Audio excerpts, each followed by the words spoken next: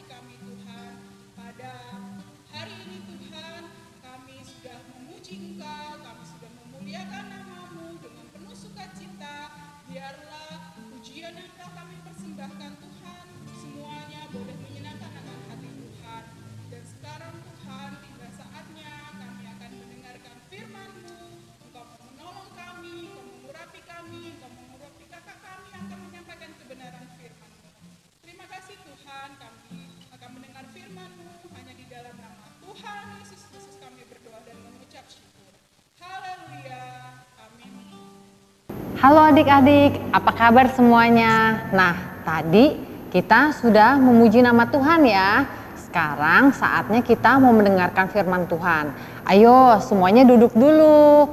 Dibuka nih telinganya nih, biar firman Tuhan yang kita dengar ini boleh tertanam di dalam hati kita. Nah, hari ini kakak mau cerita tentang salah satu tokoh yang ada di dalam Alkitab. Nih, namanya Bapak Ayub. Bapak Ayub ini adalah orang yang saleh adik-adik, orang yang taat, orang yang patuh, orang yang dengar-dengaran. Dia selalu melakukan apa yang berkenan di mata Tuhan. Sehingga Bapak Ayub ini diberkati oleh Tuhan. Dia memiliki 10 anak adik-adik, 7 anak laki-laki dan 3 anak perempuan. Selain dikaruniai 10 orang anak, Bapak Ayub ini juga diberkati oleh Tuhan dengan harta kekayaan. Dia memiliki 7.000 ekor kambing domba. Wah, banyak ya adik-adik, 7.000. Iya. Terus tidak hanya 7.000 ekor kambing domba, dia juga memiliki 3.000 ekor unta. Terus dia memiliki 500 pasang lembu, nih adik-adik, serta 500 keledai betina. Serta dia memiliki pegawai yang banyak. Nah, harta Bapak Ayub banyak nggak adik-adik? Banyak ya, dia diberkati oleh Tuhan. Akan tetapi adik-adik, anak-anaknya Bapak Ayub ini, kan tadi jumlahnya ada 10 nih. Dia, anak-anaknya itu tiap hari selalu melakukan pesta adik-adik. Di rumah anak yang pertama, terus besoknya di rumah anak yang kedua. Bapak Ayub tahu adik-adik apa yang dilakukan anak-anaknya itu tidak berkenan. Sehingga selesai anak-anaknya melakukan pesta, Bapak Ayub mendirikan korban mezbah bakaran kepada Tuhan untuk memohon ampun karena apa yang dilakukan anak-anaknya Bapak Ayub ini salah. Nah, suatu ketika adik-adik, iblis sedang mengelilingi bumi adik-adik. Dia sedang mencari-cari nih. Terus dia menemukan sosok Ayub adik-adik. Terus dia bilang sama Tuhan, aku ingin mencobai, menguji nih kesetiaan, ketaatan, kepatuhan Bapak Ayub. Karena menurut iblis, Bapak Ayub itu setia, taat, dengar-dengaran karena Bapak Ayub itu diberkati oleh Tuhan. Terus kira-kira Tuhan mengizinkan nggak ya? Tuhan mengizinkan adik-adik. Kenapa ya Tuhan mengizinkan? Karena Tuhan tahu Bapak Ayub ini setia dan taat bukan karena diberkati oleh Tuhan, tapi dia benar-benar setia dan taat kepada Tuhan. Sehingga adik-adik mulai nih iblis menguji kesetiaan, ketaatan Bapak Ayub. Nah, pegawainya datang nih adik-adik, terus bilang nih sama Bapak Ayub lagi duduk nih. Bapak Ayub, ada orang Syeba datang membajak lembu sapinya Bapak Ayub sehingga semuanya habis dibajak orang Syeba. Terus pegawai-pegawainya juga habis dibunuh sehingga cuma aku yang selamat nih. Jadi ini adik-adik, lembu sapinya Bapak Ayub nih habis adik-adik. Dirampas oleh orang-orang Syeba.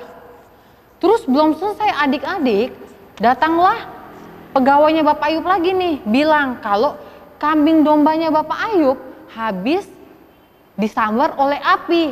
Waduh, sedih nggak ya Bapak Ayub ya? Tapi tidak sampai situ juga adik-adik.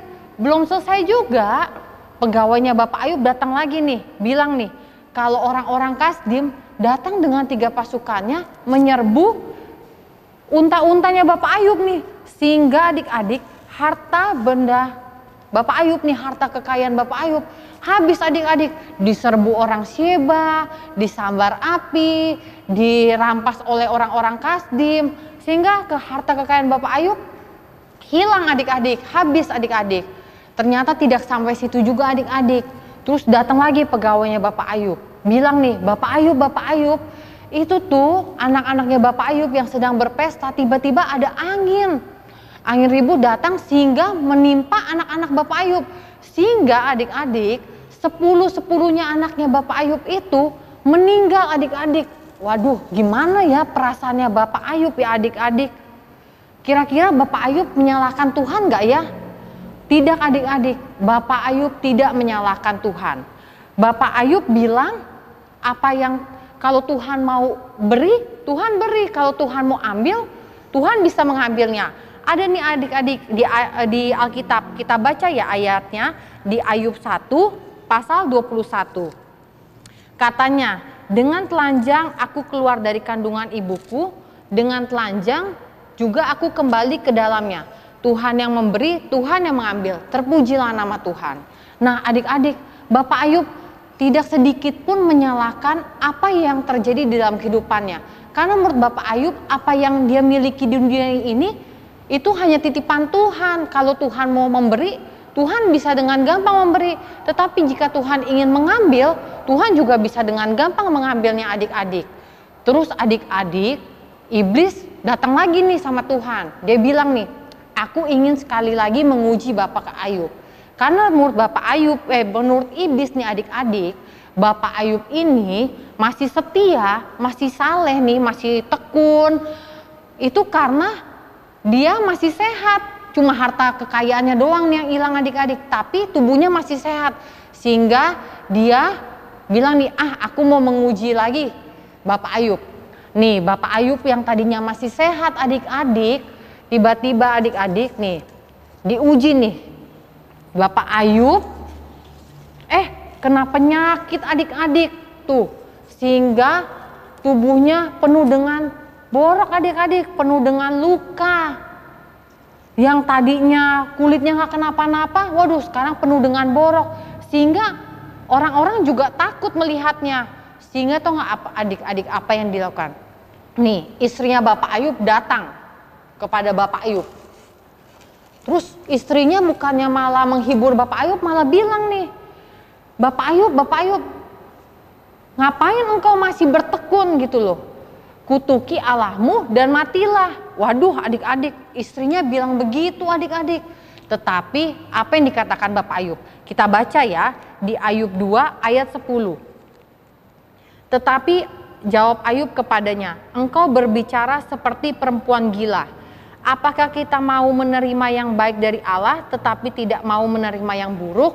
Wah adik-adik, Bapak Ayub malah bilang tuh ke istrinya, bilang kalau dia perempuan gila, dan dia bilang sama istrinya, kalau kita tidak boleh menerima yang baik saja dari Tuhan, tetapi yang buruk pun kita harus terima. Apapun keadaan kita, maupun senang maupun susah, kita harus tetap menerima, kita harus tetap bersyukur adik-adik.